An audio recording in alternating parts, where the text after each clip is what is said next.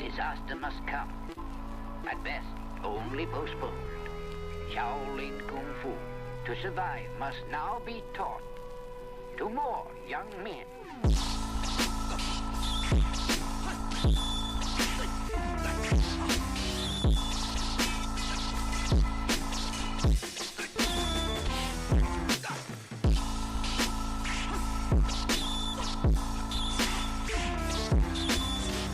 Welcome once again to another episode of Fists, Kicks, and Flicks, the podcast about martial arts, movies, and life. I am one of your hosts, Eugene Plowden, and with me, as always, my podcast partner, Mike Gibbs. What's happening, Mike?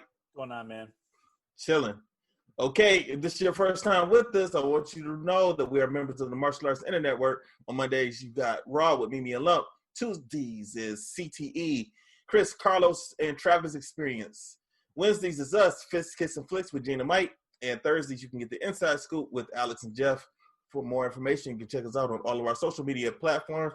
Just look for the Martial Arts Internet Network on Facebook, Twitter, Instagram, and YouTube. Mike, it's showtime. How you doing, man? Yes, sir. I'm good, man. How are you? I'm cool, man. Man, that was a fast week, man. It just seemed like I just talked to you. It just seemed like I just talked to you. And now we back on it again, man. Yeah, right. We're recording a little early. Hey, but I got some news to tell you. All right, go ahead. We rented a cabin. You got a cabin? Okay. Yeah. Okay. Well, but you know it's we might not even go now.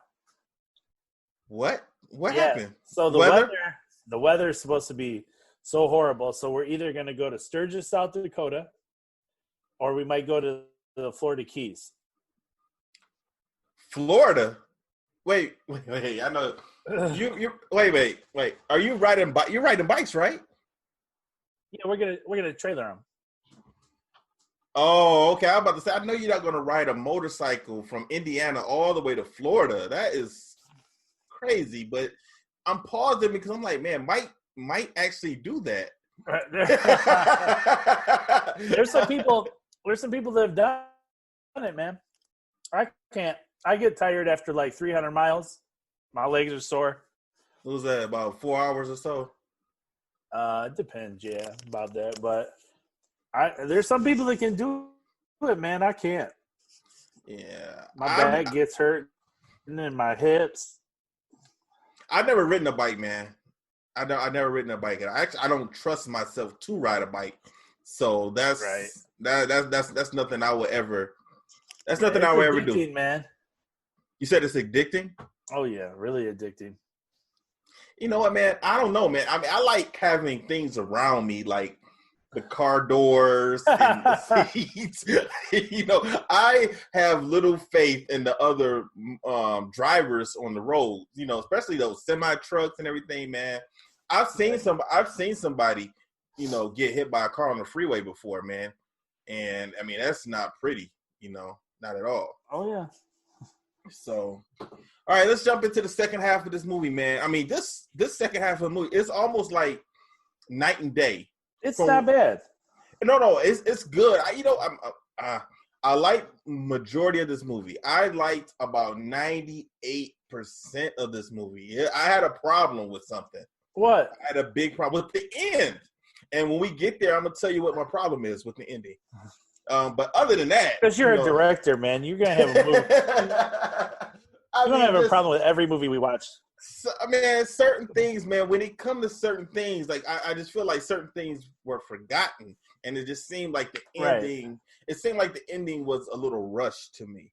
But we'll get into that. We'll get into that right. In just a minute. But it seemed like we stopped the first half at the perfect place. Because when this movie starts back up, when we continue to watch, it goes in a totally different direction. And remember, I hadn't seen the whole movie. That's right. When we recorded it before. So right. when I started it was back, different than what you expected. Oh yeah, it's a lot different. I was like, whoa, what's going on? You know, and I had to watch it twice because last night when I was watching it, I was trying to take my notes and still hadn't seen it. I was trying to do it like the first half.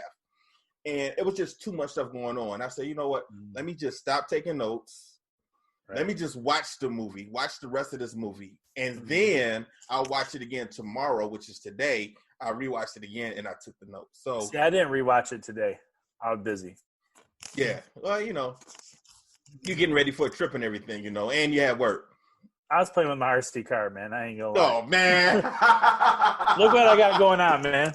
It's a mess. Oh, yeah, you do got I got RC all in the kitchen.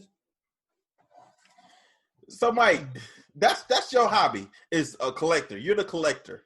I'm a collector. I like to play with my RC cars. I like my classic cars, my Harley. I'm getting a truck repainted right now. I've seen those pictures you've been putting on Facebook. Hey, but don't think that's it. He put another clear coat on today. Oh yeah, I had to get after him. I said, yeah. He's like, yeah, that looks nice. I said, that looks nice for the ordinary person. I need my shit to look like glass. So he's a cool guy. He actually painted Bigfoot, the monster truck. Oh, okay. Man, I forgot all about that thing. Yeah, yep. He painted all the monster trucks, like Barefoot, Bigfoot. So he better be good. How many remote control cars do you have? Now you collect. Yeah, do you collect a lot of those and just put them up, or do you? I actually used to race all over the country. Like a tournament? Like big races, yeah. At one time I had, I'd go to a race with 2 trucks that look alike and 2 buggies that look alike. One was a stock buggy, one was a mod buggy, one was a mod truck, one was a stock truck. And I'd race all 4 of those classes.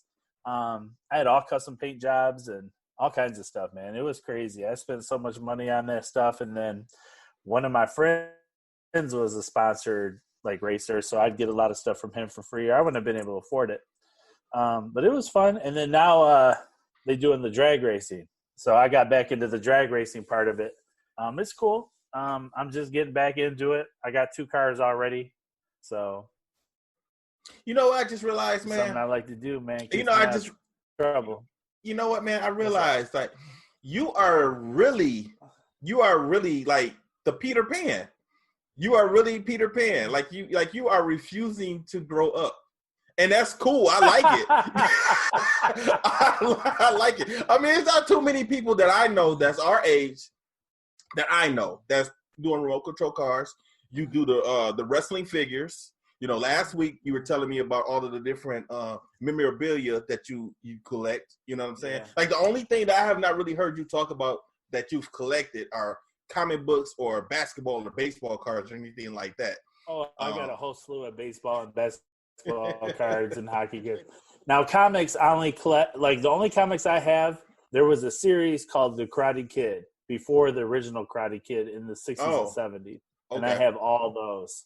I never heard of that. Okay. But but other than that, I have those. Was the movie based off that? I don't know. No.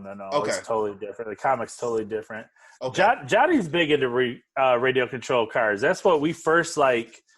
It wasn't even about karate how we became friends. We were just, met through karate, but the RC cars, he thinks he's a superstar in that. And he's got some nice stuff though. He's got some nice stuff. I can't even clown him, man. I'm surprised, man. Last week when we spoke, you said that you had never been to New York. Mm-hmm. And as far as New York City, I would have thought that you would have been to one of his seminars that he does, over the Christmas time and winter. Well, but he's not the only one there, and I figured that it'll be. I'd rather see the other people than him. He's probably gonna hear this, right? I don't care. He knows. No, man, he knows who. He knows I'm his boy. He knows I'm a supporter. I mean, a lot of times Morgan and Avery are there. Mm-hmm. Sometimes my uncle goes and he does his part. Right. It's a lot of top martial artists that normally goes up for his I'll tell you who I would have liked to win is when this last one he had some forums people. Mm-hmm. I thought that would have been cool, but I've never really been one to have a desire to really train with anyone else but your uncle. I mean, it's cool to go to other schools and learn stuff, but they all come to him anyway. So, I mean, one way or another, it's his system. But I still thought you might would have liked the camaraderie and the workout. I think it's super cool. Yeah. But it's always during Christmas. Yeah. Right after, like literally like the next Yeah. day. Most of the time it's normally the next day right after Christmas. So Yeah. okay, let's jump into the movie, man. Yes, Here we sir. go. Here we go. Rumble in the Bronx Part 2 for us. All right, so we just left off where he jumped from one building to the next to get away from the gang. And I finally found out at least a couple of the gang members' names as I was watching it. Did you really? The gang leader's name is Tony. Right. And I didn't look that up either. I was just listening to the movie and I started writing names down. And then the one guy who pulled the gun out and tried to shoot him, and he was doing a lot of extra stuff. His name was Angelo. I think he was blonde. He had blonde hair. Yeah. They kept calling him Angelo. So I wrote his name down. I said, but other than that, none of the other gang members really got names. And then we find out, well, at least I found out the name of Danny's sister. Her name was Nancy. And, didn't really know that. Okay, so we start back up with the second half, man. Like I said, man, I really was surprised at how this movie shifted during the second half. So we see a car pull up and a limo pull up on the street. I didn't know what was going on, who these people were. Some guys were loading up the guns. One guy asked the other guy, there's two guys in the car. I think it was two guys. It could have been more. I was like writing notes and trying to pay attention. Right. And he says, the other guy says, can we trust them? And then he says, these are the only guys who can handle this score. And then one guy gets in the limo. The other two men are in a limo and they're looking at diamonds. He asked them, where are the rest? The other guy asked for the money. He shows him a briefcase full of money. So that's when I said, oh, yeah, because I remember when Keung was working out, when he was doing his standing push-ups. TV. Yeah, and I had heard about the diamond heist. So these are the guys who have stolen the diamonds. Yep. So they have them and they're trying to sell the diamonds to a buyer. We don't find out none of these guys' names. No, really. One guy one guy, I mean, because that made it kind of challenging when I was writing my notes. Like, how am I going to explain who these guys are? They don't get names. Right. And eventually, one of them does get a name eventually, but it's a lot later on in the movie. The next thing we see the bikers pull up in front of the apartment building. Danny's sister tells Tony he doesn't have to come up. He says, okay. And then Angelo tells him to get rid of her. So he's getting tired of Nancy. The Tony tells Angelo to mind his business, and then if you look down the street, we see Keung coming, and he has Danny in a wheelchair as they were coming, and I don't think he noticed them at first, but then we see car accidents happening from the other direction. Okay, so Tony leaves, and the only people are left are Angelo and one or two other gang members, and Keung and Danny are coming toward them when these accidents happen. The bikers go to look to see what's happening after the cars crash, and when they look in the car, they see the two guys who had the diamonds. They were bleeding. We never really find out what had happened. Nothing. We never find out anything at all. One of the gang members starts taking the watches and the bracelets off. And then Angelo looks inside. He sees a briefcase, and he snatches the briefcase from him. Danny asks what's going on as Keung is paying attention. He's watching. And two more cars pull up. And when they pull up, they come out with weapons. They have their guns out. They tell the bikers to freeze. They tell Angelo and the other guy to freeze. They just begin to shoot. They start unloading on them. And then Danny and Keung, they run into the building. The bikers run, and the police are on the way. We hear the sirens coming. The men then blew up the car. The guys who just pulled up, they go over to the car with the other two guys in there, and they blow that car up. Put a grenade in the back seat. Yeah. And then Angelo, he has the briefcase, and he runs into the building to hide. So it was a lot going on right here. And, I probably would have missed a lot of stuff if I wasn't, taking notes and paying attention. So when he was pushing Danny down the sidewalk, you know what it reminded me of? Remember that scene in Training Day when Lonzo rolls up on Snoop in the wheelchair on the sidewalk? That's what it reminded me of. I was like, what's Danny about to do? Yeah. All right. So, hey, one thing you might want to tell the people, the listeners, that this is in the middle of the day, like broad daylight. This is in the middle of the day. That's what I thought it was on. Yes. So then we see Angelo. He runs and jumps out of a window. The men are firing at him. He's now running on rooftops. Keung and Danny are inside trying to avoid everyone. Angelo then falls over the wheelchair. So they were in the hallway. At some point in time, they all get into the hallway. Danny and Keung are hiding, but Keung takes Danny out of the wheelchair, and the wheelchair falls down. Mm-hmm. And Angelo sees it. He sees it. Danny's cushion. So then he knows that those guys are coming for him. So he decides to hide the diamonds in Danny's cushion of his wheelchair. Once he's cornered in the stairwell, the men tell him not to move. They're demanding for his stuff. Angelo is trying to plead with them that he doesn't have anything. And then Keung, he sneaks out as this conversation is going on, and he grabs the cushion, he grabs the wheelchair. But he doesn't see them. They don't see him. Now I have a problem with this. Why did I'll just call them the FBI guys. Why didn't they kill Angelo right there? Well, I think they were about to. And then they heard the police coming. Because remember, that's when they started. Okay. They started wiping off the guns and getting rid of guns. Yep, and then taking off their gloves. And then the police came in. That was perfect timing too, Mike.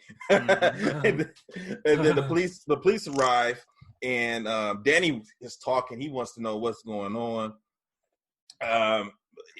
He's not in the hallway. He's in the in his apartment. And then everyone's gone. Keung takes Danny to his couch, and he sits him down. And we find out, I didn't know where they were at first, but then we find out that they're actually inside of Danny's apartment. Right. And then Keung says Danny's sister isn't home. He's looking around. He says she isn't home. She comes out as she hears them talking, but then she kind of backs up and she kind of pauses. Mm-hmm. And she walks away. Keung gets Danny's wheelchair. Keung is messing with the cushion. He feels the cushion. And Danny gets excited. He sees the new cushion that his sister bought for him. So he was pretty happy about that because she hadn't really been doing anything for him. And I think that he was starting to feel like she didn't like him too much. Right. Danny calls out for her, but she doesn't answer. And Keung goes into the bedroom. He looks, but he doesn't see her. She's hiding. Keung asks Danny, how come she's never home? What does she do? Danny says she's a flight attendant and a model. It looked like he was just trying. Yeah, he was just trying to make something up because he was trying to think of what he can say, but I don't think he really knew what his sister did. Yeah. Danny. Then Keung says, "I thought your sister was in school," and then Danny says that she just graduated, and then Keung tells Danny that she loves him and to be good to her. So as they're talking, Nancy is listening to all of this. And Danny says when he goes to the park, he sees other kids playing with their sister. He gets mad at himself. Keung tells him it isn't his fault. Danny wishes his legs were like other kids so he can take care of his sister. And then now Nancy loses it. She just comes out crying. Keung sees her. Nancy comes out and hugs him. She hugs Danny. Keung is surprised when he realizes who she is because he's seen her with the gang. She's actually the person who hit me in the knee. She's the one that hit him in the Yes. Nancy, so then Danny introduces them, and then Nancy attempts to apologize to Keung, but Keung waves it off and says, never mind, it's in the past. Danny asks, he kind of sees that they kind of have some type of interaction with each other. He asks if they know each other.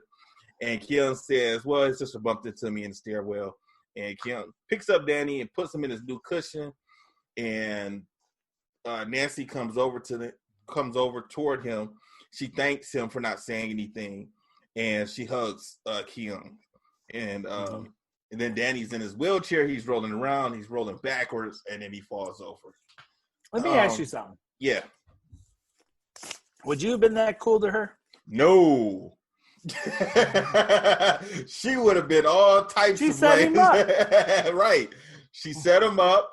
She was about to run over my uncle's borrowed limo with her motorcycle, you know. Need you in the privates. Need me in the privates. And then allowed her friends to throw bottles at me. Yeah, man. Right. Nah, no. And he became friends with her a little bit too quick. Like, immediately after this, he was buddy with her, you know. Mm-hmm. So yeah, man, I was like, well, I don't, like I said, man, it kind of threw me for a loop because I thought as stuff was going on, I thought that he was going to start being attracted to Elaine in the grocery store. That's who I thought he was going to start having a thing for, you know. Me too. Yeah, so it kind of surprised me. So you got anything else for this scene, Mike? No, we're good. Okay. I just want to trust. I'm like with you. I don't like how quick he. No, yeah, man, come on. That was too quick. Okay, so then we're at the police station. The police have the fake FBI guys who were after Angelo. They also have Angelo. So Angelo is in one room talking to the police, and the guys are in another interrogating room. They're interrogating both of them, but they can't get any information out of any of them. All the police have, they say all they have are guns without prints. So it must have been those guns that they had earlier. They found the briefcase, but the briefcase was empty, and the diamonds were still missing. And most of the evidence that they had was blown up in those cars outside with the explosion. So the police are a little bit upset. Then a lawyer arrives, and he is supposedly connected, and they said that they have to let the two fake FBI guys go. But the police there weren't too happy with, especially that captain, whoever that guy was. They never really gave him a name. And right. he was a little upset. He said everybody in the city is connected to someone, you know. So then he has an idea. Well, why don't we let Angelo go also, and then we watch him to find out, you know, what he does. Angelo lawyered up. Angelo lawyered up. So they had to let him go. So that's why he said, "Hey, we'll follow Angelo." They had to let Angelo go. I thought the lawyers were for the FBI guys. Angelo. I don't think so, man. I'm wrong. I think they were for. I think that when the lawyer came in, they were for the guys, and they were for Angelo. They let Angelo go just so they can follow Angelo. That's how I took it, because they knew that they couldn't get. It's because they and they know the guys are going to follow Angelo. Right. Exactly. Right, that makes sense. That makes sense. Okay, so now it's nighttime. And then Angelo goes right back to the apartment building. But when he gets there, he looks in the window and he sees those guys. They went back there also. Right. They have flashlights in the dark, and they're looking for the diamonds. The men are in the hallway of the apartment. They're looking up the steps. They're looking in the hallway. And then Keon comes out of his apartment. He doesn't approach them at first. He's just kind of watching them. And then he goes over to them. And the men ask him, what's he doing there? He tells them he lives here. They ask, has he seen anything unusual today? Now, Keon then decides to ask them, who are they? And then they say that they're the FBI. So once they said that, he felt a little bit more comfortable talking to them. And he tells them that he heard gunfights, he heard explosions, but he didn't see anything. And then they tell him they're trying to recover some stolen property. If he finds it, give them a call. And then they give him a business card. And they say that it's a big reward. And then Keon leaves. What'd you think about that? Anything? Mm-hmm. Okay. I was bored up until, I'll be honest with you, from here up until the pool scene when he fights the leader or whatever the guy's name. What was the guy's name? Tony? Yeah, Tony. Yeah. So he fights Tony. I was just like, man, the movie's kind of dragging for me. I wasn't bored there. I mean, I was trying to put things together. Like, where's this going? Because I was, like I said, like I was thrown off because I didn't see the movie going this way. So I was still a little entertained. Now this part right here that's coming up, this part was stupid to me. I didn't hate it, but so Keon goes to a club. He goes to a nightclub, and Nancy works there. and she's the bikini bar. Yeah, she's in a cage, like a ball, and she's in this ball cage. And then there's a tiger on the outside of her ball, but I guess it was also in another cage. So she's just a cage dancer. Right. That's what she does. So Keon comes in, he's watching, and I'm not Bruce Lee, people. I'm not Bruce Lee, people. I just think this part from here until they fight in the pool table, it's just kind of slow for me. But I'm not Bruce Lee. I appreciate Nancy making a living. Yeah, so did Keon. He's enjoying what he sees. He's smiling at her. And then Tony and the gang come in. Now, I was like, of course they're going to come in. Because, that's like the spot she works at. Exactly. And that's her man, so he's going to be there. Exactly. So why did he come? Like, why would she even invite him to come to the club?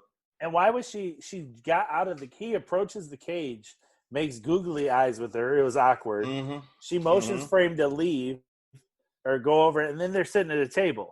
Yeah, they're sitting at a table. Yep. And she changed. She put clothes on.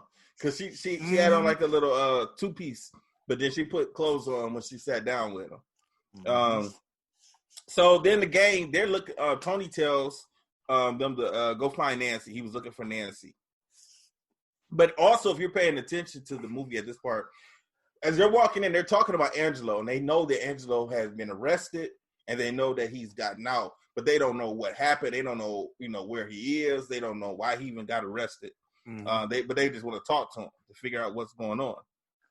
Now, Keung and Nancy are sitting at the table talking, and Keung asks Nancy if she's scared of the tiger, and she's like, "No, like we've been friends for years," or something like that. So weird. This whole conversation that they were having was a little weird because he even asked her why she does it, and all types of stuff. She says it's good money. And the waitress came up and told Nancy, "Oh, he's kind of cute." Yeah, just late, like loudly for him to hear. Also, right. Then one of Tony's gang members comes up to the table. He say, "Hey, Nancy," and then he notices Keon, and he instantly runs right back to go back and tell Tony what's going on. Nancy tells Keon, "Let's get out of here." So she's just gonna leave in the middle of her shift. She's just gonna punch out because she knows there's about to be some trouble. Now you get fired at Trump. You get fired at Trump's for that, but you can get away with that at Flight Club. You can just leave at Flight Club.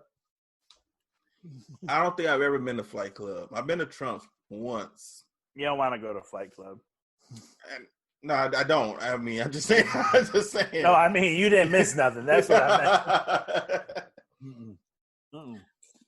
So Tony and the gang sees Keung and Nancy, and they go after them. So they see them from afar. They see them leaving, and they go out after them. So then Nancy and Keung are running in the alley.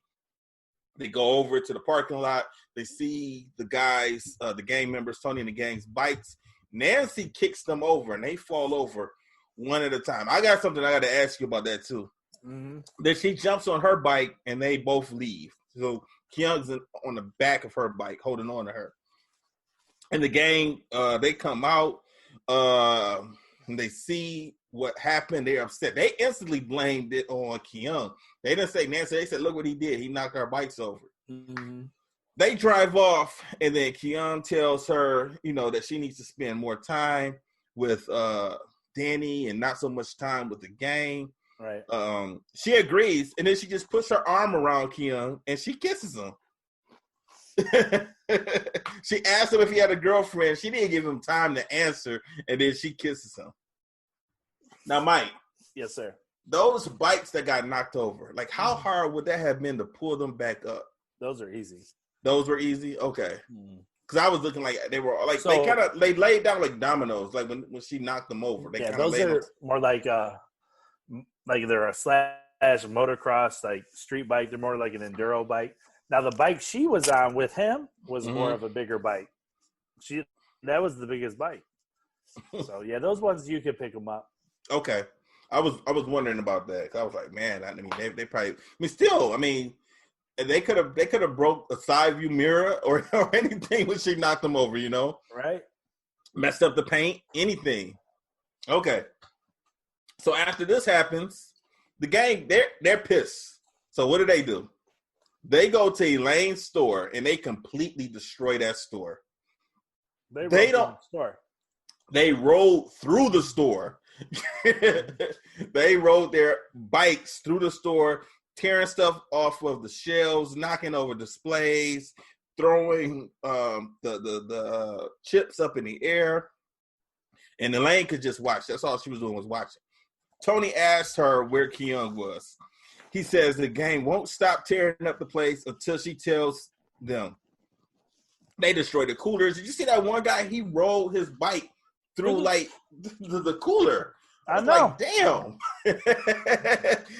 They were pissed. They were breaking out her windows of her store and everything. And then outside, two of the guys were outside. They didn't go in. And a limo pulls up, grabs those two guys. It's the guys in the suits. They grab those two guys, throw them in a limo, and drive off. And then the gang all leave. And all we see is Elaine just standing there watching. Right. Man, I felt bad for her at that scene. I felt bad for her because I was like, man, she didn't know what she was getting into when she bought this business. Yeah, you know? I don't feel bad for her yet. Not yet? Then I feel really bad for her. So now, all of a sudden, man, Keon, Nancy, and Danny, they're riding a bike. They're out having a nice family afternoon. Now, Danny, of course, is in the wheelchair connected to the back of the bike. He wasn't on his own bike. But, you know, it was like they were all connected with each other. Like maybe like a two-person bike, and then he was at the back of it. Mm-hmm. Danny asked for ice cream. Keon and Nancy, they leave Danny at the bike. I don't know why they just didn't drive the bike over to the truck where the ice cream was. But they leave the bike there. Then they walk over to the ice cream truck. And then we see Angelo. He has been following them. He's in disguise. And so Angelo grabs Danny. He just throws this kid to the ground, grabs the cushion, and then he takes off running. And Danny screams like, somebody just stole my cushion. But it was stupid because here's my problem with that entire scene. Like, you know, this is not the same cushion you put the diamonds in. Yeah, I was thinking that too. I was thinking that exact same thing. This cushion was like a one-seat cushion with like a bunch of colors on it. Mm-hmm. And then this cushion was like for like a lawn chair. Like it was 3 squares. Yep. Like, you know that's not the cushion you put the diamonds in. Yep. I was so aggravated with this whole coming up. I thought that too, man. He was searching it also. He was squeezing it, trying to find the diamonds. He realized that it wasn't in that cushion. He throws it down. Keon was running behind him, but he doesn't know who that is. He never sees his face. And he picks the cushion up, and he just looks at it, and then he just goes back to where Danny and Nancy are. So, yeah, man, that was pretty dumb. He should have known what was going on. Now, the next scene. Man, this was a brutal scene. So the men in the suits, they're torching the 2 gang members that they just caught, right? And they're beating them up. They're hitting them with like tree logs, hitting them in the stomach. And then they want to know, where is Angelo? I want to know how they knew Angelo's name. It's not like he ever told them, but yet and still they knew his name. They knew what gang he hung out with. They shouldn't have known any of that. They shouldn't have. Right, man. I didn't think about that. They shouldn't have known any of that. But they want to know where Angelo is. The gang members don't know. They don't know what's going on. They just know they get been kidnapped. Right. The men go over to their boss who is in a limo. We don't get his name till much later. Uh-huh. They tell him the gang members don't want to talk. He says he wants his diamonds back. They grab one of the gang members and then they put him through a wood chipper. This is the part I have a problem with. The movie's kind of corny. Like the little kid, the corniness of it. Mm-hmm. And then it got way too serious. Yeah, it got too Godfather-ish. Yeah. Like, ooh, they put him head first. They put him head first through that wood chipper. I'm like, they really killed this guy. Yeah, and the other guy was just standing. He's on his knees, but he was watching it, and all he could do was scream. You know, right? So and then it cuts away. Yep, that was it. That was the end of that scene, and I was like, "Damn!" That's why I said, man, it's like it was a tale of two different movies. Like the first half that we saw, I did not think that this movie was going to turn out like this. You know, it just completely switched. But like I said, man, I enjoyed 98% of it. All right, here we go. Man, I can hear your chips, man. You over there snacking. That's just the bag. No, that's the bag. That's the bag, man. Give me a break, man. I did do some testing and tuning today. I'm going to send you a video, man. I tuned the car with a laptop. You tuned up your car with a laptop? The RC car, yeah. Oh, well, that's still crazy. I don't get that. I mean, I'm not. So I spent like 2 hours trying to program it how I want it with a laptop. But what is it supposed to? We try to program it to do like. So when Willie's or something. When you get it a lot, man, we got like ADD on this show, man. I know, it's okay. People hate us, man. I don't care. We're probably like the lowest. Our ratings are probably the lowest, man. But I mean, they so like you give it gas and you got to keep it in a straight line. You know, the shortest distance, 2 points in a straight line. Right. So you know they'll get loose and stuff like that. So you can program when the speed controller sends the power to the motor and like the curve of it to make it a smoother ride. Okay. So that's what I'm working on right now. Okay. All right. But that's the last of the chips, so we good. I'm just saying it was right next to your mic. That's all. I shouldn't be eating these chips, to be honest with you, man. I've been good about my diet like the last week, but I ain't got time. I have too, man. I've been proud of myself. I got my flavor of water. Yeah, I'm not drinking alcohol tonight. I got apple juice. I'm doing good. Wait, do you drink every time we do this? Is that because you got to deal with me? No, not because I got to deal with you. I don't know, man. This is what I do. I think I had two. Three. I've had three where I haven't been drinking. But other than that, yeah, man, I got some type of tasty beverage. I'm gonna go get my fucking drink then. Hold up. No, I got apple juice right now, man. I gotta get my drink. Hey, I gotta get my drink. Hold on. I can't leave us hanging. I can't have dead air, so I'm gonna keep talking. All right, so Mike has gone to go get him a tasty adult beverage. Probably gonna come back with something strong, probably like Crown Royal or something like that, or bourbon. Something. Let's see.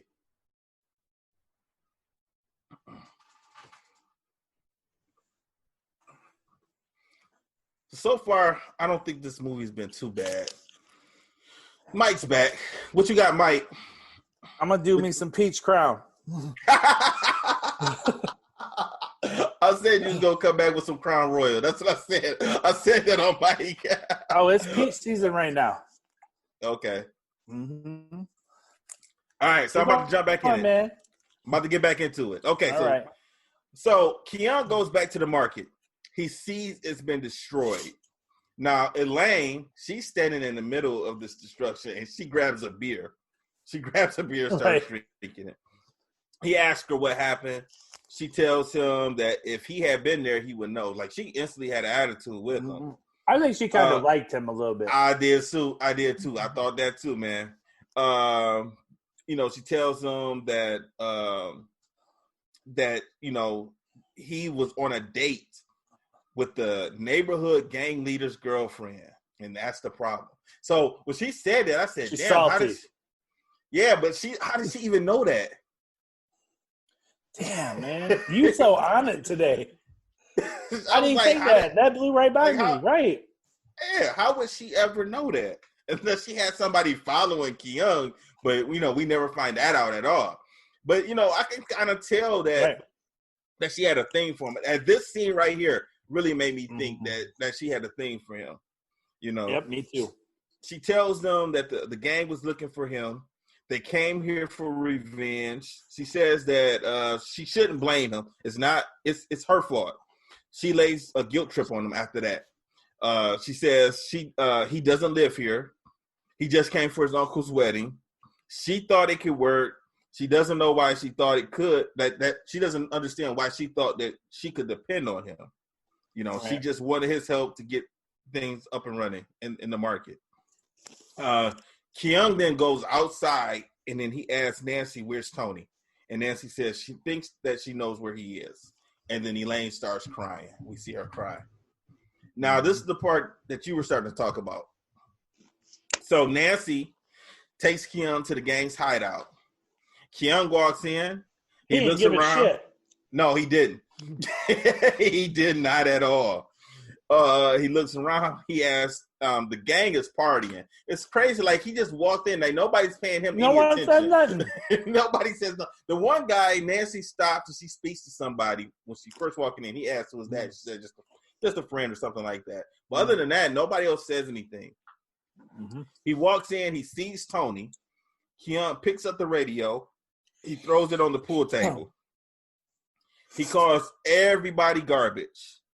He kicks one of the gang members, and then Tony pulls out a gun. He points the gun at Kyung. Kyung tells him, "If you got the guts, drop the gun." Oh, and this is when I start really, really noticing the lip syncing thing. And I was like, yeah, Mike was right. Like these lips are all off. But even still, like, I know what Jackie Chan sounds like, and his was kind of matching. But a lot of people, it just, like, especially when Angelo speaks, whenever Angelo talks, like, it didn't sound like he was matching his body movements. But this scene right here is what I was referencing. Yeah. Okay. So Tony puts the gun down. They both stand on top of the pool table. I didn't understand why they got on top of the pool table. Like, the floor, it seems like you would have had more room if you were on the floor. That's a ring, man. But that's a small ring. They begin to fight. Kyung is beating him up, of course. Tony's trying to throw punches and stuff, and Kyung's blocking it. Then he flips Tony off of the pool table onto a pinball machine. And then Kyung starts fighting all of the gang members. He's fighting everybody. He just didn't care. One by one. I kind of like the choreography of this scene. A lot of the stuff that he was doing, that Jackie Chan was doing, was really, really nice. It was sweet. I liked it. Tony eventually says enough. I guess he's watching Kyung beat all of them up, and he don't want any more trouble. He says enough.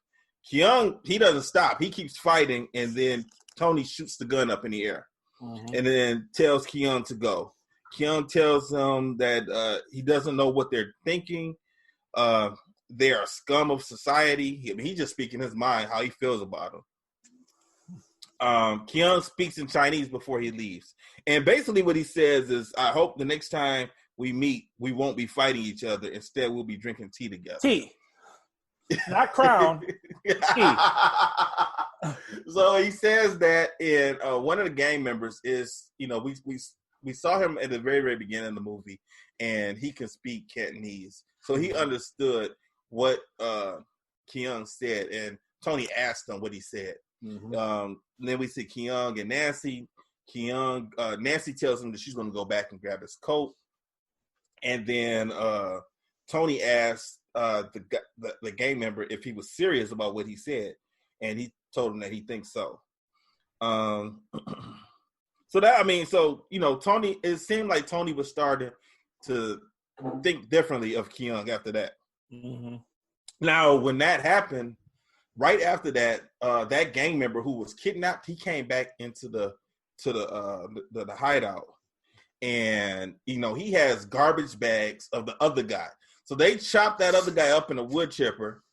Then they put his body into garbage bags and gave it to this other guy and bring back. So he came back. It so don't fit with the movie, man. Huh? It so don't fit with the movie. Yeah, I mean that was rough right there.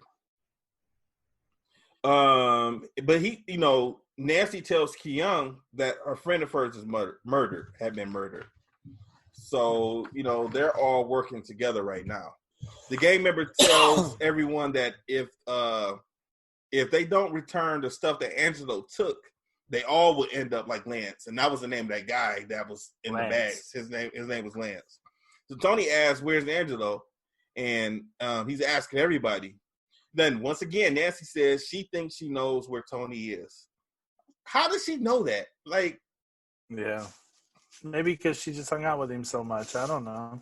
Well, if she knew, Tony should know. Yeah, because that's his boy. Yeah, that's his boy. So Keung says, "Let's call the cops." Tony says he doesn't deal with the cops, and then Keung says, "Well, I can contact the FBI." So those are the wrong people you want to be calling, but he doesn't know that. So then we go to the next scene. So we both agree that fight scene and the choreography and everything was pretty good right there. I'm not mad at Jackie Chan's movies with his fight choreograph. I like it. It's not that bad. Yeah. Okay. So they go to Angelo's hideout, and we see the men arrive. So obviously Keung had called them because we see the cars pull up. Tony's inside with Angelo. And Tony tells Angelo that he's going to die. Keung comes in with the men and says, "The FBI are here." Angelo's noticed the men and says they are not the FBI. Angelo tries to run. They catch him. They ask where the diamonds. Angelo says he doesn't know what he's talking about. The man shoots him and then hits Keung and hits Tony and asks Angelo again. Angelo says that they are in Danny's wheelchair. I don't even know why he would say that. Nancy says, "What?" They point the gun at Nancy. She says she doesn't know where the diamonds are. And then Keung, he's starting to think. And then he says that he knows where the diamonds are. And then Keung leaves with the men. Now, the reason I said that it doesn't make sense for Angelo to say that they were in Danny's wheelchair is because Angelo had already been to Danny's wheelchair. We went through the cushion. Right. He already went through the cushion. So he should have said, "I really don't know. I put it inside of a cushion. I don't know where that cushion is." That's it. The next scene we go, we're back at the apartment, Danny's apartment. As soon as Keung walks in, he gets pushed in, and Danny starts to take a beating. Well, the scene, not right at this part, but the men come in, they knock him down. Mm-hmm. He falls down, and then they grab him, they pick him up, and they drop him on the couch. They rip Danny's cushion up, and it's the same cushion that Angelo tried to take earlier. So he's ripping it apart, and Danny doesn't understand what's going on. He's screaming like, "My new cushion!" He's having a fit. He's about to cry, probably because he didn't have one for so long. Right, and then also it's something that his sister recently bought him, so he was loving it. So his feelings were hurt. They ask Keung where are the diamonds. Danny says that he knows where some diamonds are. And he says they're in his sister's room. Keung then gets punched and he falls on the floor. And when he falls on the floor, he looks under the couch and he sees that original cushion. Danny is in the back with one of the guys. So there's two guys who came back to the apartment.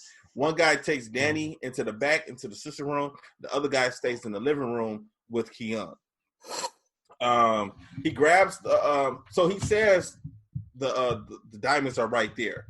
So he wants to get to the guy. The guy is watching him. He has a gun on him. He crawls over. He grabs the cushion. Meanwhile, so they're going back and forth. If you watch the scenes, so 1 second we're watching Keung and the man out front. The next they flip over and we're watching Danny and the man in the back. So Danny tells the guy that the diamonds are in a red box, which is like a jury box, right? So the guy opens the jury box up, looks for it, and he's looking at jewelry, and Danny tells him those are the diamonds. So I don't know if that was costume jewelry or if they were real, probably like cheaper diamonds. I don't know what it was. The guy thought that it was a joke. You know, he thought Danny was messing with him. He slaps Danny. he slaps a kid now. Like, man, how can you slap a handicapped kid? But he didn't care.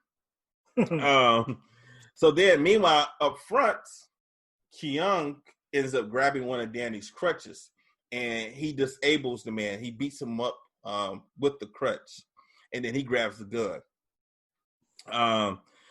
Danny tosses. So then the guy that was in the back with Kyung, he comes out, and Kyung has the gun on him, and he looks and sees that Danny's a little hurt. He asks him if he's okay. He said he's all right, and then he was upset that he put his hands on Danny.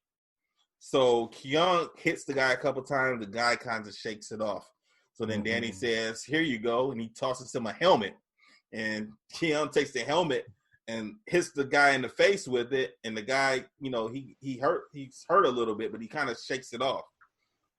So then Danny tosses him like a wrench, and then the guy, pipe wrench, and then the guy backs off and gets on his knees.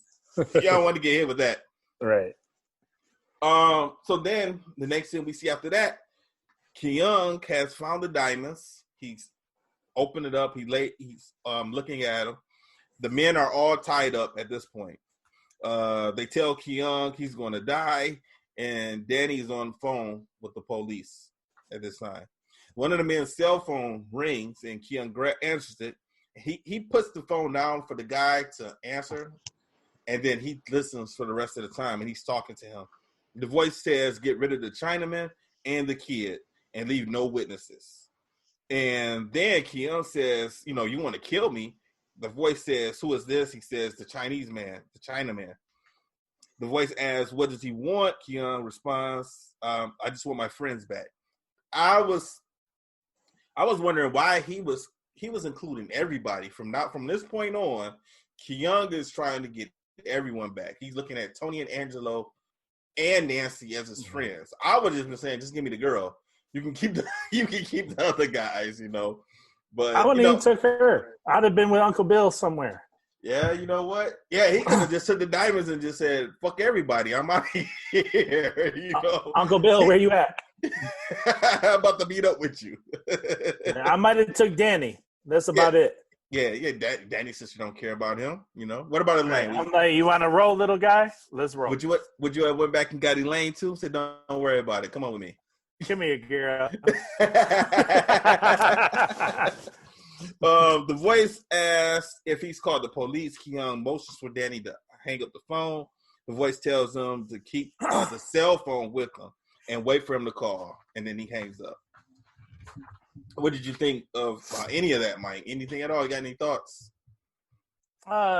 Just that how did they know that he was on the phone with the police? He didn't. He just asked him. No, he asked. Was like, hang up the phone, Danny. Yeah, because he asked. The guy asked if he had called the police. Oh, okay. Yeah, and then he was that's when he told him to shut it down. He was telling him to hang up. So the next scene is real short. We started having real short scenes right after this. Mm-hmm. So Kyung puts Danny in a cab. He tells him to go to school and wait for him. And Kyung has the diamonds and he runs off. So I was thinking, like, well, what time is it? How come Danny wasn't already in school?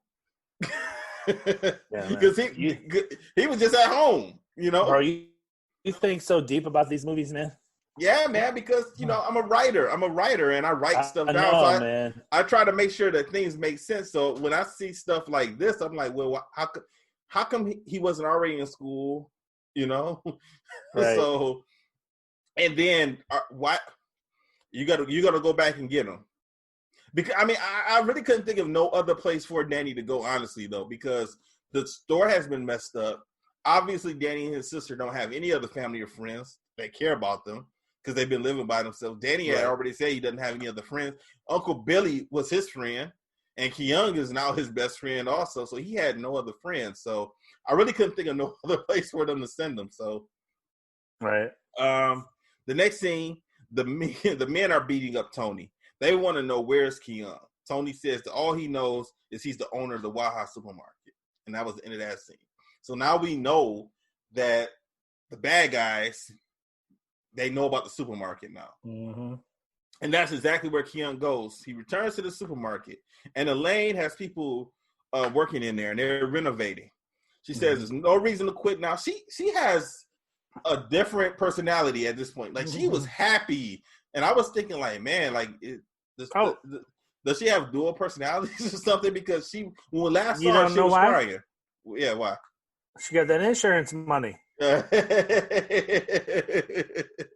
got that insurance money. I guess so. So she was happy. She was going to get a chance to rebuild her store.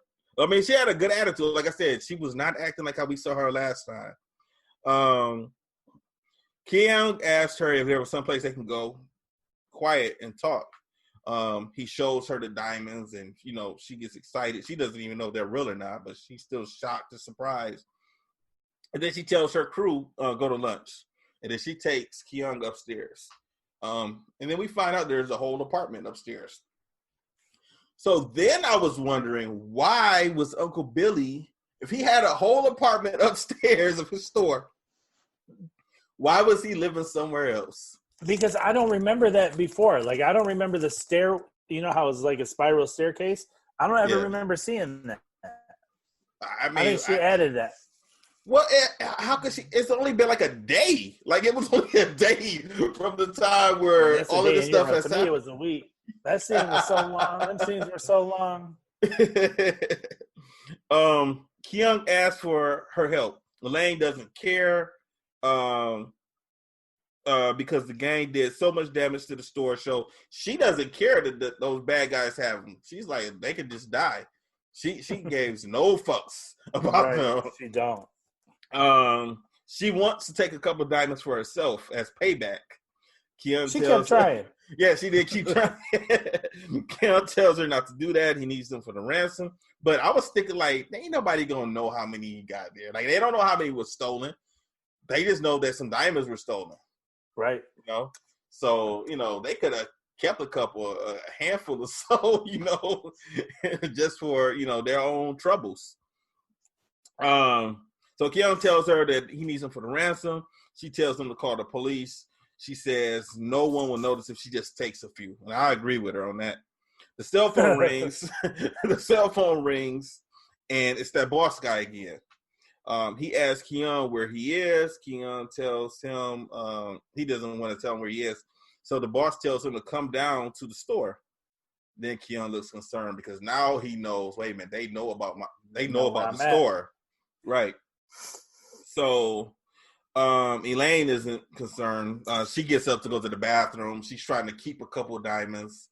And he eventually takes them away from her. She kind of storms off. She tries, she did her best.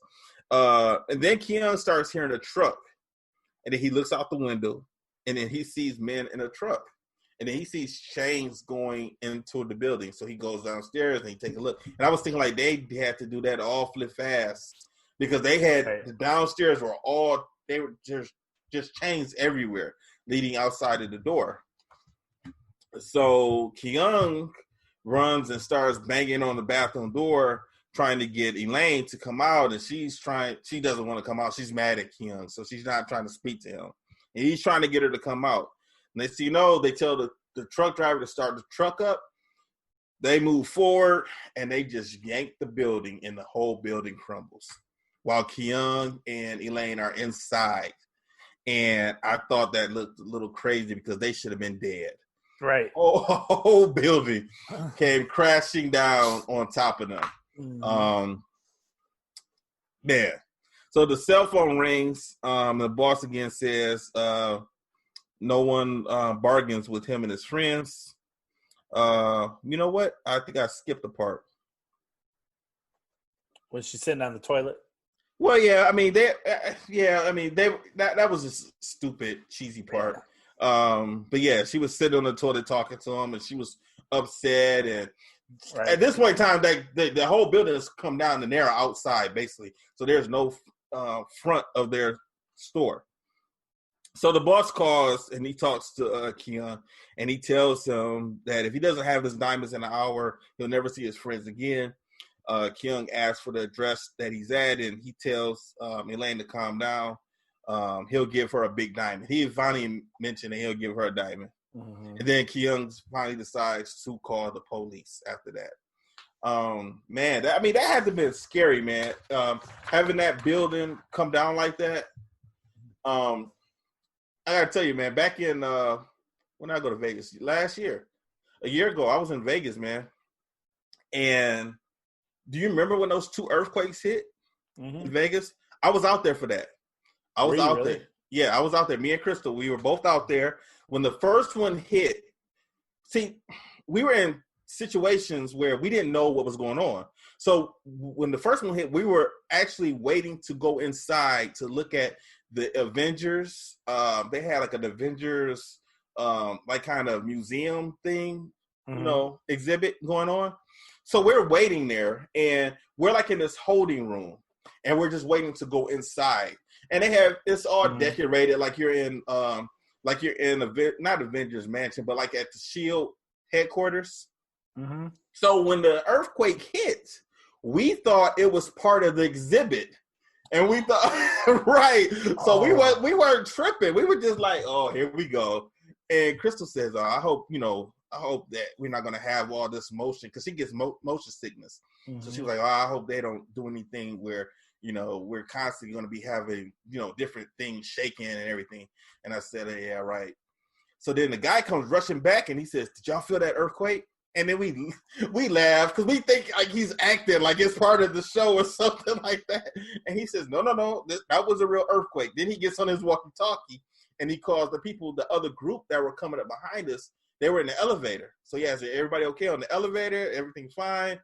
And then they said yes, and the elevator came up, opened up, and they all came in. And then everyone that was in the room with us, we were shocked to find out, wow, that was an earthquake. Like we told them. We all thought that was part of the exhibit. And they said, no, that was real. Wow. So that happened like. What's it feel like? What's it feel like?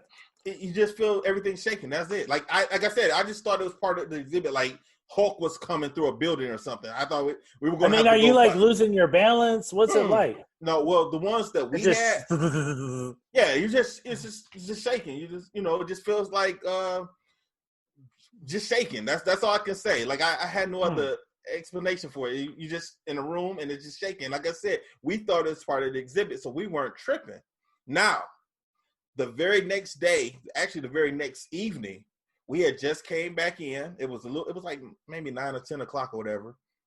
We just got back to the hotel, and we're about to go back. We're about to go upstairs to our room. So we get on the elevator, and as we're on the elevator, it starts shaking. We hear the cables. No, we hear the cables, and the cables are just clanking and clanking and clanking. I'm like, what the hell? So the elevator stops at the 8th floor, and this woman gets off of the elevator.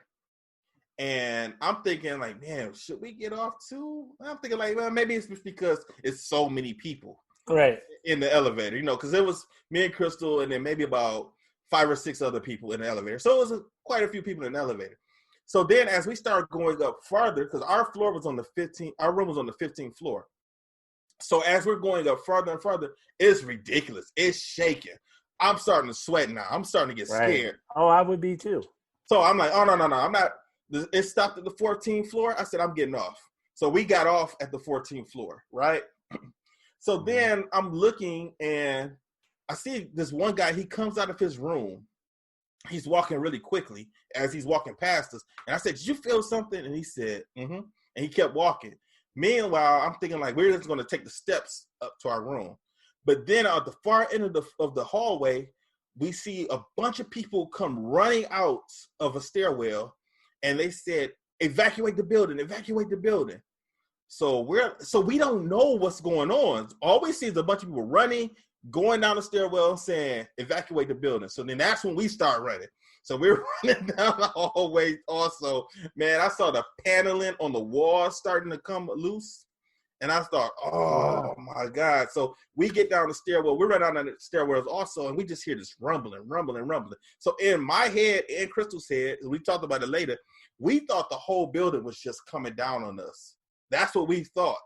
So we're trying to run down the stairs as fast as we can. And it was a line of people that was all with us in the stairwell, man. And I'm like counting the floors. I'm like 14, 13, 12. As we make our way all the way down. This one older lady was in front of me. She was getting tired. I'm like, come on, mama, keep going. Keep moving. Because I sure enough didn't want to push her ass down and keep on going past her. So I tried to encourage her. We finally got down, man. We got outside. And we just looked up, and everyone, the whole building was just evacuating. Everyone was just standing there looking at the building, man. And, man, our nerves were shot, man. Luckily, it was a bar directly across the street. We went over there, and then we walked in, and we both, the expression on our face was shook. And the bartender said, hey, did y'all feel that earthquake? We said, oh, that's what it was an earthquake. He said, yeah. He was like, that's the second one I done felt. I'm from Kansas City. He was like, I ain't used to this shit. He went ahead and gave us a shot, and we just hung out in the bar for a little bit. And we probably waited outside for a good 2 hours before we went back inside. We didn't even know. Let you guys back in? They never told us. So people were just standing outside. No one ever came outside and said, come back in. No one ever said that. So we were just standing out there. And then we eventually walked in to look around. And it was business as normal. Like nobody stopped. You know what I'm saying? So, yeah, man. So I had an experience last year, man. I'm like, damn. But yeah, we had to go take showers because both me and her, we were nervous. We were sweating. And I did not like that shit at all. Oh, no. Okay, back to the movie. Sorry about that, people. You know how me and Mike do. That's a good story, though. So I done been through tornado. I've been in an earthquake. I do not want to deal with a hurricane. So my people down in Florida, I got family down in Florida. That's one thing I don't want to deal with. Hopefully, I never have to deal with a hurricane. I don't want that one. Okay. Mm-hmm. All right. So the police tell Keon they think the men work for a syndicate headed up by White Tiger. That's all we know of these guys now. They are putting a wire in Keon's hair. The officers want Keon to get the men to talk about the murders and the robberies. He also wants them to name names. So they're trying to plant seeds in Keon's head on what to talk about with these guys. So they're listening and they're recording. Keon only cares about getting his friends back. That's all he really cares about. I get Nancy, but other than that, Angelo and Tony. All right. So the cop tells him not to worry about anything. They won't do anything in a crowded restaurant. And then another cop says, well, what about the time they threw that grenade into the crowd? You better be careful. The cop tells Keon they will back him up. They're just trying to keep him calm. They don't want him to freak out. Keon arrives to meet the men. He shows them one diamond. Keon is trying to get them to talk. But you know, they want the rest of the diamonds.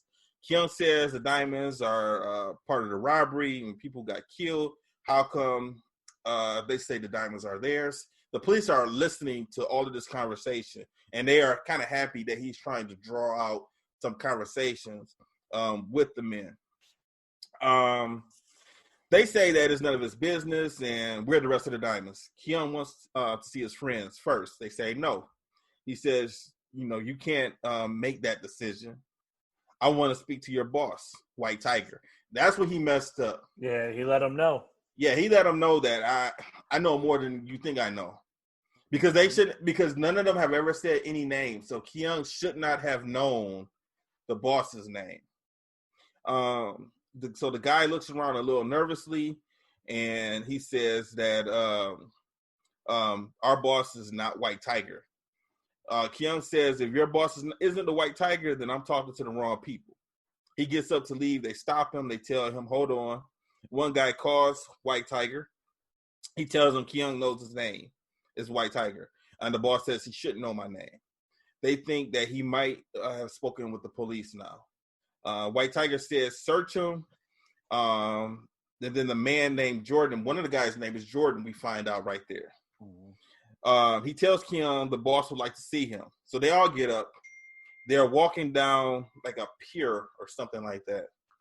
And they are checking all of these doors. And then Keon asks if their boss is in what did he call it? A boathouse? Boathouse. They open one of the doors and they tell Keon to go inside. Then they pull a gun on Keon and search him. And then they find the wire in his hair.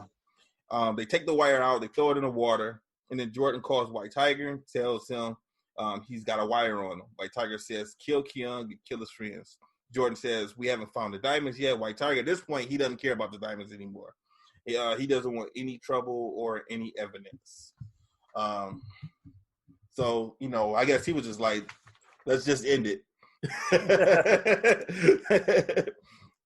Almost done now, Mike. Keon tries to tell them that he has the diamonds. He's trying to negotiate now. They say it's too late. Keon, he hits them, and then he runs. They chase after him. He tries to go between two boathouses, and he gets stuck, and they see him. And then another cop comes, and he sees them, and they shoot him. They run out. They're trying to get away now. And they run out. They try and get to their car, but then they hear the police sirens. So then they start running, and they start running toward a hovercraft. They take over the hovercraft. They start shooting their guns. People are getting out the way. They made sure that the boat captains are still there that can pilot the hovercraft. That was a big ass hovercraft too. Yeah, it was. I got a problem with that hovercraft thing too, man. So then Keon, we're gonna get to there in a second. So all right, these guys they couldn't drive it, so they made sure that the captain stayed. Right.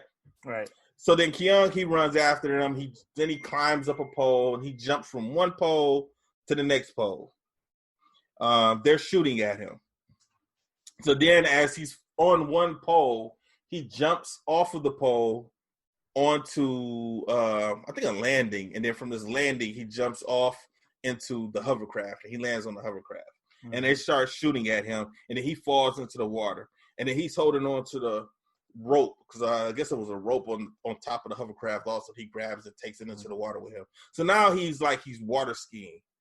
Okay, this part was stupid to me because it doesn't pay off. Like, do you remember that movie that came out in like the late 80s, early 90s called The Great Outdoors? It had Dan Aykroyd in it, and it had John Candy. I hate Dan Aykroyd. Oh man, that's another conversation we gotta have. Not right now though. But Right. Anyway, there was a scene. It was a scene like this where Dan Aykroyd was trying to teach his son how to water ski. Dan Aykroyd and John Candy are brother-in-law. Their wives are sisters, and John Candy does not like Dan Aykroyd in this movie, right? So Dan Aykroyd is actually driving the boat, and as John Candy trying to teach his son how to water ski, he's holding on to the rope, and he's trying to tell his son what to do. And they think, the sister, his wife, and Dan Aykroyd, they think that he's telling them to go. So they drive off, and he's holding on, and they take off on this lake, and he's holding on onto the boat. But he's doing tricks in the water. So he's going off ramps, and he's jumping, and he's not trying to do it. He's just trying to hold on.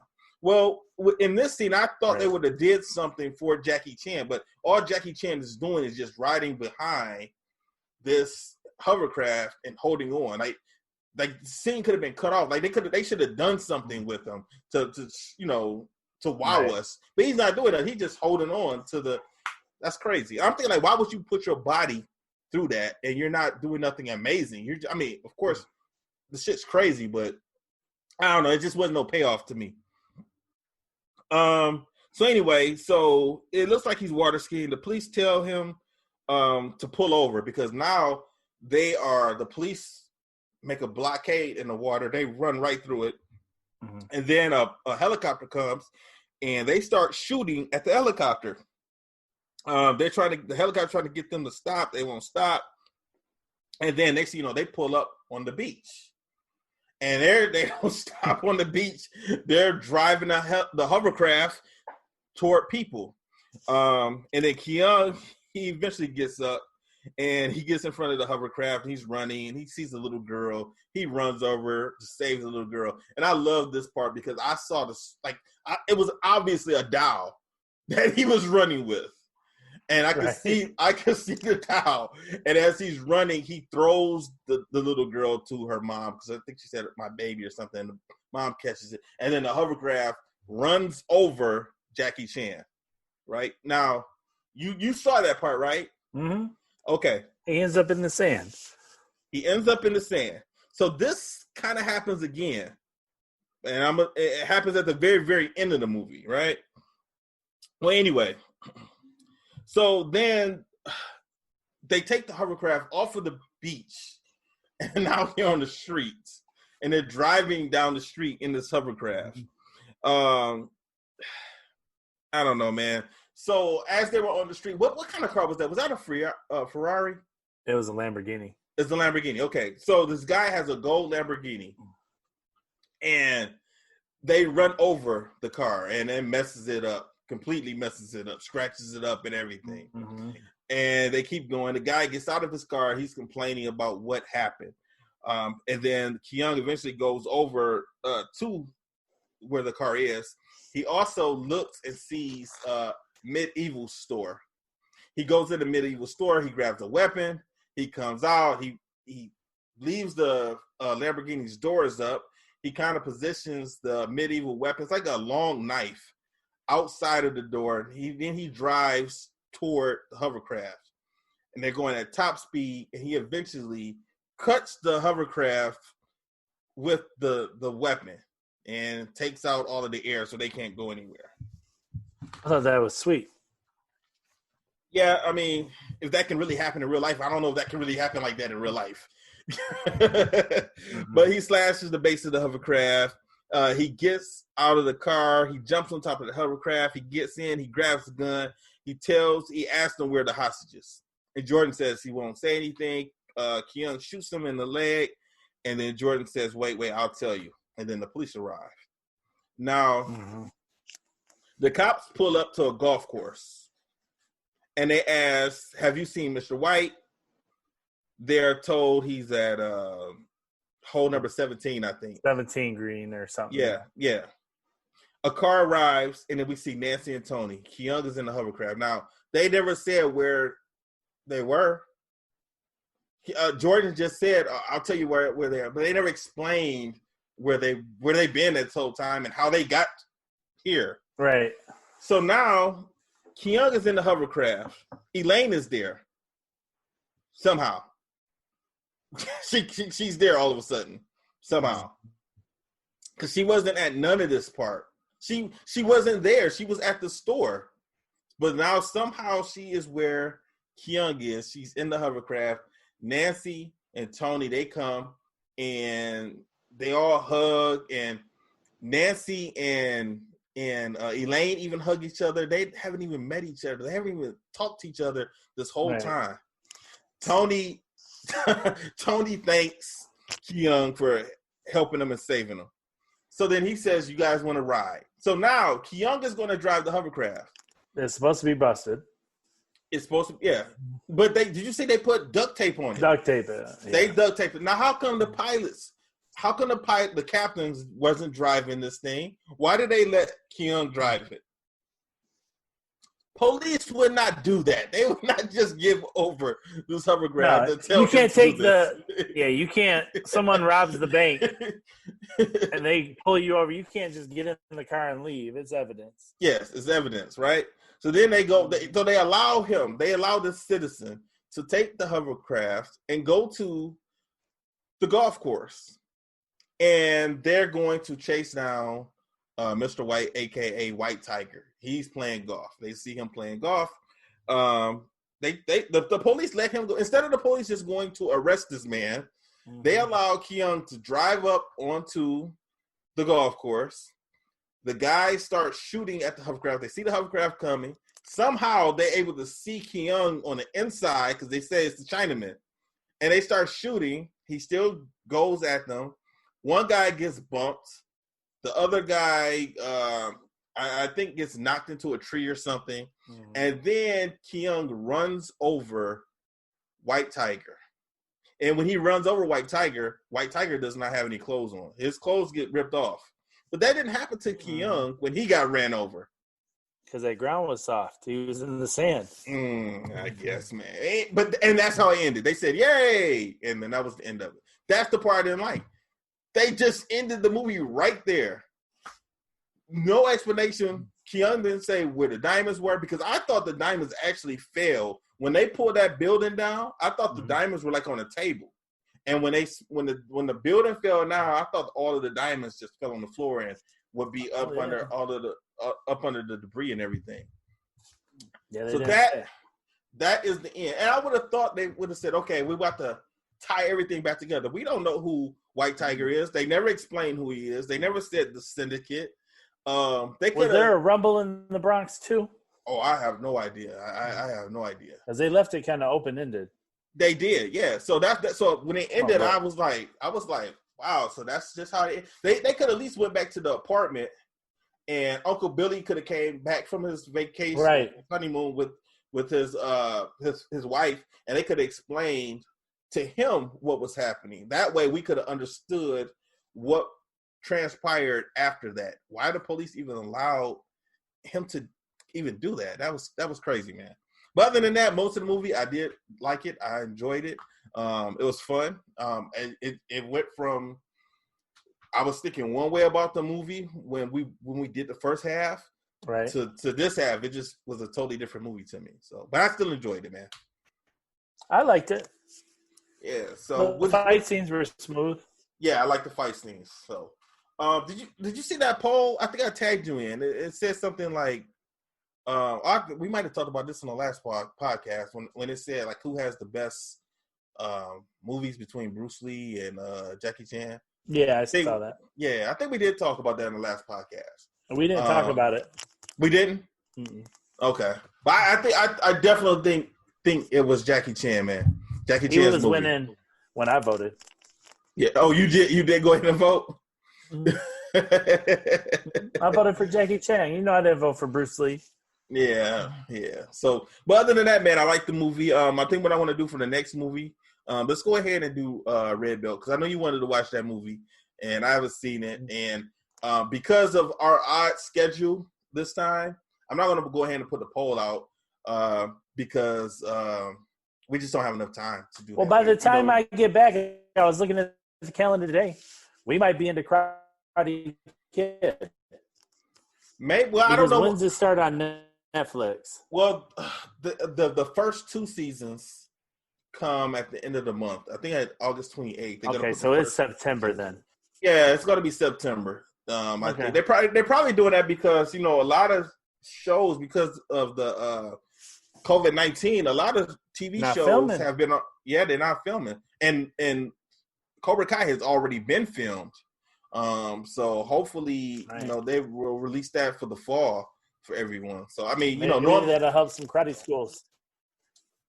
I don't know, man. I mean, if that's the only thing new people are watching. Who knows? And a lot of people like Cobra Kai. Have you ever looked at the views that they had on YouTube? Yeah, they had a lot of views. So I like the show a lot. Like I said, I couldn't tell you how many times I watched season 1 and 2. Sometimes I just put it in the background and I'll just be, you know, doing some work or something, working on some T-shirts or some designs or something, you know. So, but yeah, man. Did you watch Raw last night? No. They did something different last night. I seen you guys texting. I was in bed. What happened? They decided to come up with a concept called Raw Underground, right? And it looks really, really gritty. And it almost looked like UFC, almost like a UFC type of deal, but if it was underground, like almost like something that would say something that would be one of these movies. Yeah. It was like that. So they had certain wrestlers. Just had in different like backstage areas. I don't know where they were because I wasn't watching the whole. I can't sit and watch the whole 3 hours of Raw no more, man. I just Me either, can't. man. I can't do it. If I catch it, I catch it. If I don't, I usually try to watch the pay-per-views. Yeah. But I was at the But RC car spot today picking up some stuff, and they had it on from yesterday. So I kind of watched the MVP type. I watched that. Yeah. And then I was like, I got to go. Yeah. And, if you follow along on Twitter, you can keep up with it without watching the actual show. You know what I mean? So, but anyway, man, it was a little interesting. I don't know what's the purpose of it, because it's either going to say, okay, well, we're going to do a fake version of MMA, because they didn't have a regular ring. They had a ring, but it had no ropes. And the fighters were fighting, and they had guys who looked like they would be underground type fighters. They did have Dolph Ziggler. He did fight. He was fighting. Now, Shane McMahon was commentating. He was on a microphone, and he was running around the ring as the fights were going on. And then they had Bobby Lashley come in, and MVP and Shelton Benjamin. They ended up coming in, and they beat up everybody. But I was thinking, like, okay, so if you're trying to say, like, this is real fighting, how is that going to make your main shows look? I'm looking at it right now. Wow. Yeah. So at first I was like, oh, this is crazy. Hey, you know why they have to do it, though? Because there's no fans. Nobody wants to watch it. Yeah, it's hard. It's hard. It's very hard. Why is it easier? Just for me, it's easier for me to watch AEW than WWE. It's like that for me too, man. There's a couple things. AEW is more exciting, and they present that. They kind of make it feel like you're at a party when you're watching that show. It's just not bland, WWE is almost too sterile. It's too clean. Yeah. And the matches are way too long now. Mm-hmm. And they have a lot of the same matches over and over. They try and make you, it kind of make you feel stupid also, because how can you get behind someone who has been getting beat up for years? Drew McIntyre was getting beat up for years, and he was in that 3MB group, and you never took him seriously. Just like Jinder Mahal, you never took him seriously. Mm-hmm. So then when they get the title, it's like this, man. Do you remember Outback Jack and Skinner? You remember those wrestlers? Yeah. So imagine all of a sudden, them becoming WWE champion. It's like, wait a minute. Like you guys Brawlers are good. Finally WWF champion. Exactly. It's like, okay, you guys can beat up jobbers, but you guys weren't beating up for years. You guys weren't beating up the main stars. Now all of a sudden, you guys are beating up the main stars. It just doesn't add up. Right. It doesn't add up at all.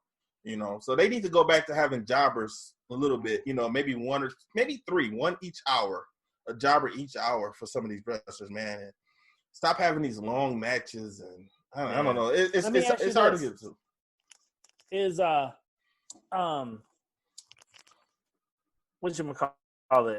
NXT still losing in the ratings to AEW? For the most part, they do. They had a couple weeks in a row where they won, but they were sitting WWE talent, like the main roster talent, on NXT. So Sasha Banks was appearing for a couple weeks. Oh, I watched Sasha. And you know that's Snoop Dogg's cousin, right? You know that's my girl. I like Sasha. They done it wrong for years, so hopefully they're doing it right now. They most of the time, like when she's ever gotten the women's championship, they make her lose it the next month. Right. So hopefully they let her. She has the Raw title now. Hopefully they let her keep her for a little while. Mm-hmm. But one thing before we wrap up, one of the things that I think the main problem with the WWE is, Mike, I think when we were younger, wrestlers did not stick. I mean, they weren't around for a very, very long time like they're around now. Like when Hogan got the belt and we were little kids, Hogan had the belt from 84 to somewhere around 88, and he lost it to Andre the Giant, right? And once he lost it to Andre, then he started doing movies and let Macho Man win in that tournament. Mm-hmm. And then he came back, he got the belt back, and then then he lost the Ultimate Warrior. He was gone again. So Hogan was in and out. Plus, Hogan wasn't on TV every single week. So Hogan was pretty much around from 84 to 92, and then he had some breaks in between. So we didn't really get burnt out of Hulk Hogan. Right? Same thing with Macho Man, Bret Hart. Like Stone Cold, The Rock, all of those guys, they will be around for, anywhere from 6 to 8 years, and then they'll be gone. Now, these wrestlers have been around for a long time. Randy Orton has been there for 20 years almost. Right. That is too long.